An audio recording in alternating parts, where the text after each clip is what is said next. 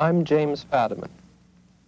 On this program and on the 6 which follow, we will be exploring the world of drugs, the complex issues raised by drugs in our society, and particularly the rising concern with drug use among children in elementary and junior high schools. Now you may say, this doesn't concern me, or my children, or my community, but this is less and less true. We've found that if you ask any child in this age range, do you know other children who are using drugs? The answer is usually yes. This was not true several years ago. The change has been sudden, swift, and dramatic. Now there are a host of attitudes, points of view, and information that we're all exposed to on this subject. Some confuses us, some allows us to become complacent, some disturbs us, some is illuminating. School children hear them all and must make decisions. Well, I think that there are actually two ways in which amphetamines in particular may be misused or abused.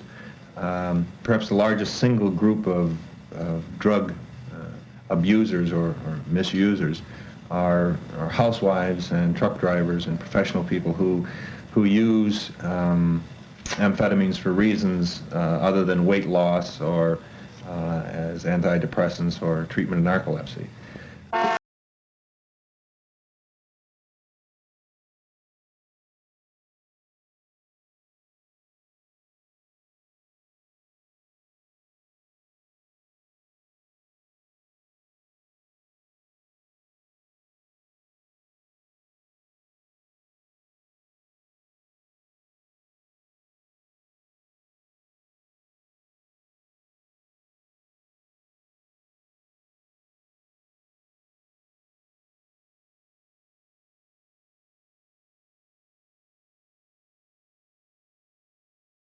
They really know where to get drugs, and I feel it's easier to get acid or speed or something than it is to buy bubble gum in a store, because you have to wait. There is a relationship between the use of marijuana and the eventual use of heroin, apparently. I don't think it's a causal relationship, and this is not the reason why marijuana or cannabis sativa is in our statutes as a dangerous substance or as a narcotic or anything else. It is a dangerous substance all by itself. We have found here in our area that one of the most effective approaches to young people is to chat with them about what kind of a person are we when the only way we can get kicks and the only way we can have a meaningful party, the only way we can get pressures off our backs, and the only way we can cope with situations is through a chemical, then we're not really much of a person. I'm sick of you crying and moaning and sighing in spite of my trying to be a good wife. My wash is the brightest, my baking the lightest, my teeth are the whitest you've seen in your life. My energy's draining from all of this straining. You're always complaining and sticking the knife. Maybe I'm being a little fastidious. Sorry I said that our marriage was bad. I could have said horrible, maybe you're hideous, but if I did, you would probably get mad. He's being despotic. She doesn't make sense. I'm feeling neurotic. I'm terribly tense. I'm being rejected. I'm always suspected. What's his complaint? She makes up with pain. I'll go home to mother. I'll find me another. Was happy I ain't I am sick of reciting. You hear my complaint that you make up like that. And you're letting your figure go, figure go, figure go, figure go, figure go. Wait a minute. Don't let nervous tension make you fit to kill. Take that. My headache is clearing, my nerves disappearing, my tension is easing, I find you more pleasing. I'm losing my tension, my fists are clenching, I'm aiming to live with and no longer am. I'm feeling so happy, so merry and snappy, I feel so excited, completely delighted, we're living in bliss. Now forgive me, here's now our marriage will say, but I didn't fulfill. 2 after dinner, you'll be a winner. Call up my mother, you need another. 3 when you get up, 6 when you're fed up. 4 when you're lazy, 12 when you're crazy. Crazy, crazy, get up, get up, hey.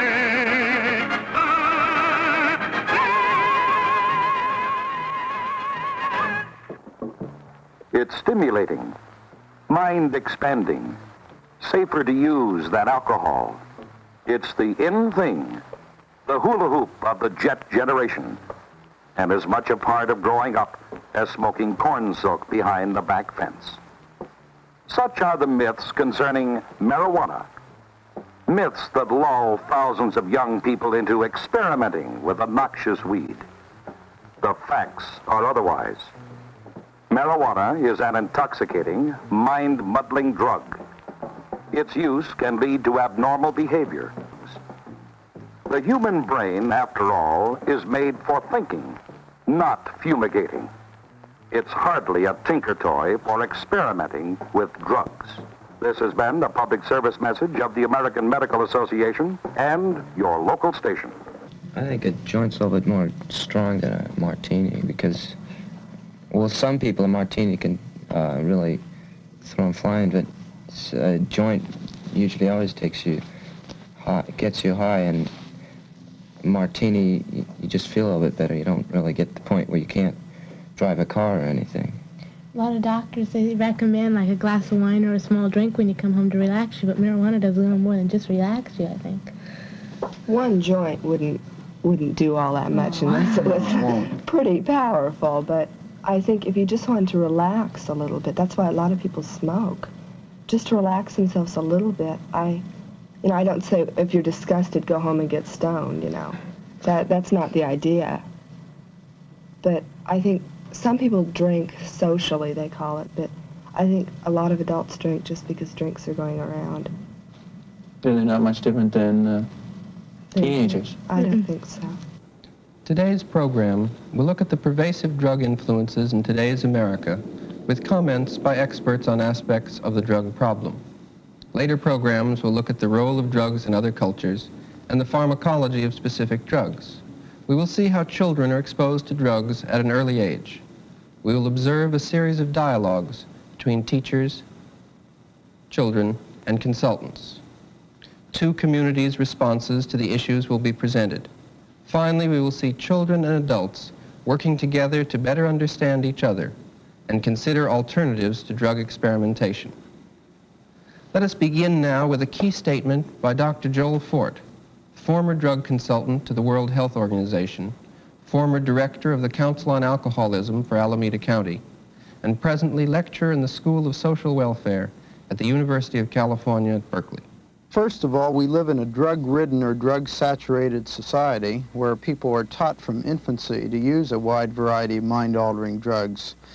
And older people, like many younger people, have conformed to the pressures, the massive advertising and promotion and distribution of certain drugs, the glorification of certain other drugs such as marijuana and LSD by the mass media, politicians, and drug policemen, the desire to find or at least to seek escape, relaxation, sometimes feeling, with many people essentially not being able to feel anything, a sense of socializing with other people is certainly involved, going along with the crowd. Again, I think we're taught that we cannot have a good time, cannot find happiness or significance in life without depending on one or more mind-altering drugs. People don't have parties without drugs. The cocktail party, of course, being the most common group drug experience in American society. And they have accepted, in essence, I think as a summary answer to the question, the adult world and an increasing number of young people as well have accepted and are living the industrial slogan of better living through chemistry. A study by the Stanford Research Institute indicates that the average middle-class home contains about 30 medications. Half of these are prescribed on the advice of medical doctors. Most of the rest are self-prescribed, bought on the advice of friends, or through advertising. Pharmaceutical products are big business, about $8 billion worth in 1967. It is an industry that grows on vigorous research and new product development. 7 out of 10 prescriptions written today are for drugs that were unknown 15 years ago. Advertising is essential to the drug manufacturer. One major stream of advertising is to the 265,000 MDs who write prescriptions. Here is the accumulation of 1 week's mail to a psychiatrist, a gynecologist, and a pediatrician. MDs receive an average of 8,000 pieces of advertising, samples, and brochures a year. For the rest of us, advertising teaches, directs, and channels our uncertainties about illness, medication, and mood-changing drugs into specific products to buy. In the first version of this program, several television commercials were seen.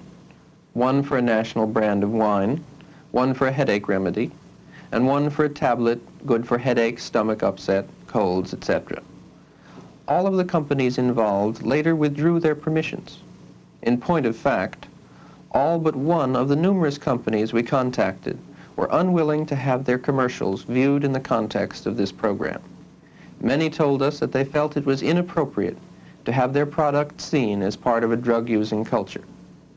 It is clear, however, that some drug advertisers describe their products in such glowing terms that our children begin to associate adult drug use with magical properties of mood change, instant relief, and other all-pervasive effects. The corporations who were unwilling to air their television commercials were companies selling beer, wine, coffee, aspirin-related products, cold pills, and medications for children. For the next few days, notice these products and notice how they are advertised. Consider what attitudes your children are learning. Obviously, diseases have been checked. Life has been extended and living conditions have been improved through the use of drugs. But the basic message of these and other advertisements is that the quality of life can be improved through drugs. It would appear that we are living in a drug-conscious and a drug-using society. This series, however, is not about all drugs and not about all people, but centers on the young, their interest, their fascination with drugs. In a drug-conscious society, whether we like it or not, a growing number of children are experimenting with a growing number of drugs at an earlier and earlier age.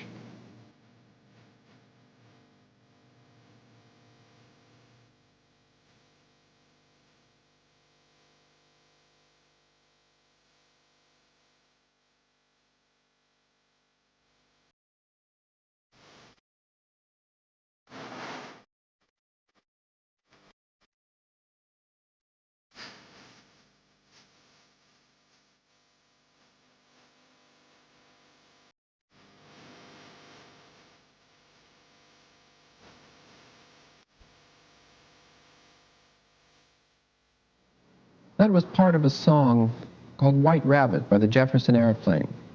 It was very popular with the young. It refers repeatedly to drugs. Many adults are puzzled by this kind of music. Children are puzzled when you tell them this. It is simply another reflection of the growing interest in drugs among the young. Why this interest? There are many kinds of answers. We've asked experts from a variety of backgrounds. An in-service instructor in drug education. Drugs are here to stay. They've been here for quite a while. People of all age levels use them, be it from the very young or to the very old. I don't think collectively we can come up with one solution. A judge of the Superior Court of the City and County of San Francisco. For 4 years, I served as judge of the Psychiatric Department of the Superior Court out at San Francisco General Hospital. And in that capacity, I had to determine whether or not people, and young people in particular, would be sent to the state hospital. And there I saw the tragic impact of drug abuse upon our children.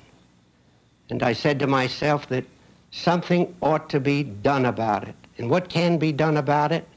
Well, now let me give you a contrast which perhaps might furnish an answer.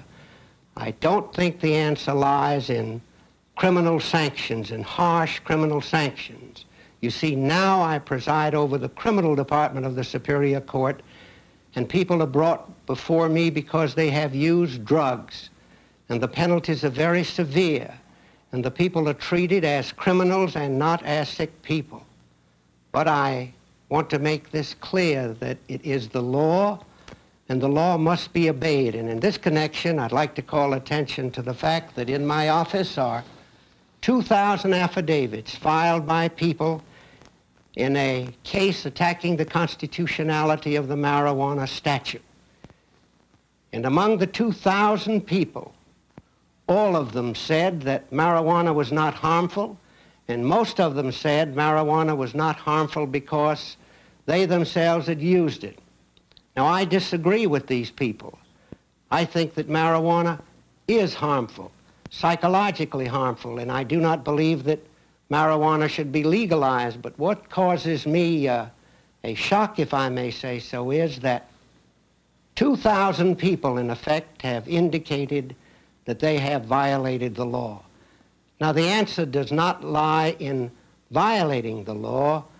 The answer lies in attempting by democratic means to change the law.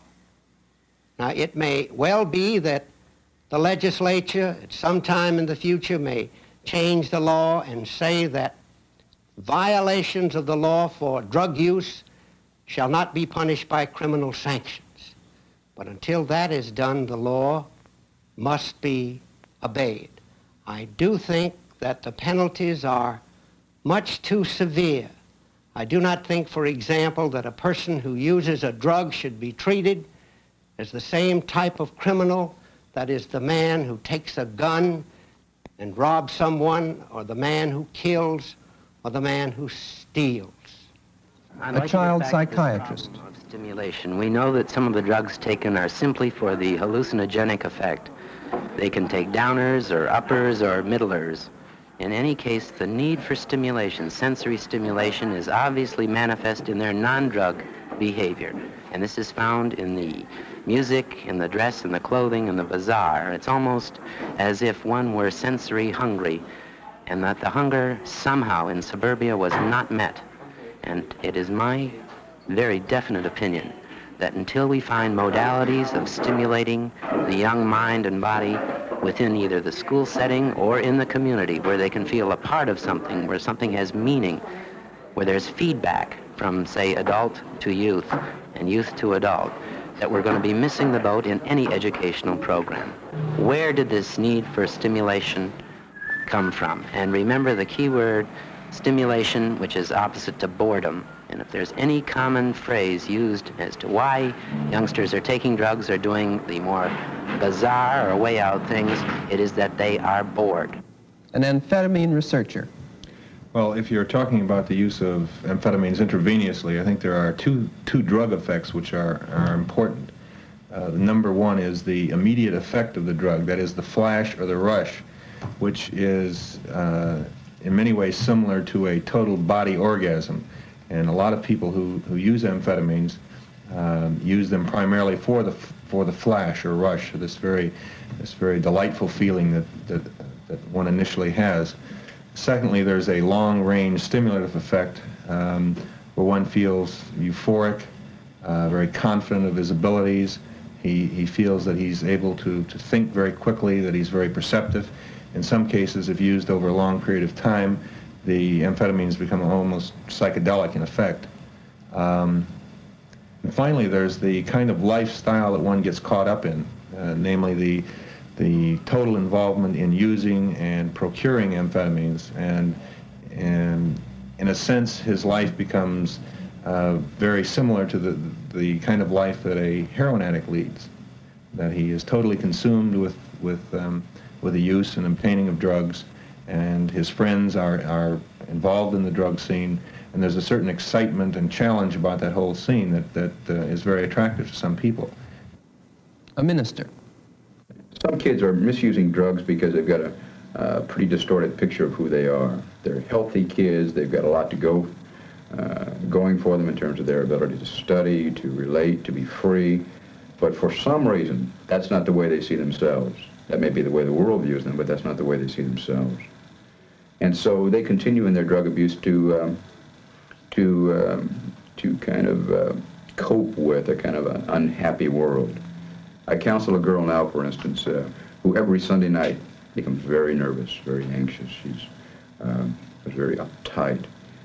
She is trying to prepare herself for facing school on Monday. Now, this girl is, in best sense of the word, beautiful. And I don't mean just physically. She's really great. She's comes from a pretty solid family. She's got tremendous potential. She's open and free. She laughs, but she feels rejected. Now, in some ways, she's trying to handle a social kind of problem, which, by any objective measure, really does not exist. But it's a way of coping. And drugs accomplish a great deal in a short period of time. She takes barbiturates almost exclusively, Reds or Seconal, and it allows her just to back off from the pain of what she feels is rejection.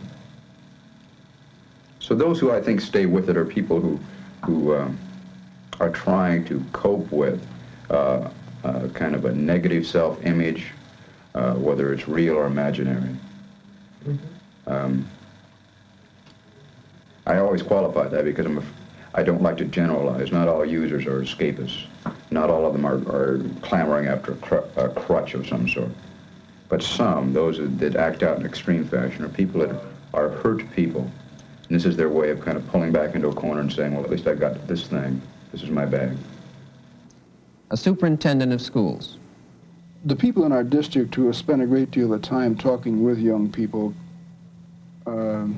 tell me that the young people continually say that there is a breakdown in communication with the parents, that the parents either are not interested in listening, or that they don't have the time to listen, or that they don't care. The fact that their parents may be over-involved in work or in various other activities which they may have. This is the sort of feedback that we get. We talked with two men of widely different experience. One, Dr. Stephen Patel, works in a research project in Haight-Ashbury. The other, Don McCune, is a director of instruction in a middle-class school system. It is interesting how their comments reinforce each other. Drugs. The young people that are using the drugs come from every walk of life. The old stereotype that only the bad kids from bad environments and bad homes are the drug users just doesn't hold true anymore. We're quite sure now that the drug problem goes through our society from one continuum to the other. Those who are economically well off, those who are economically poor, and all those in between, those who come from the good parts of town, quote, and the bad parts of town, everyone. There's no one that escapes it.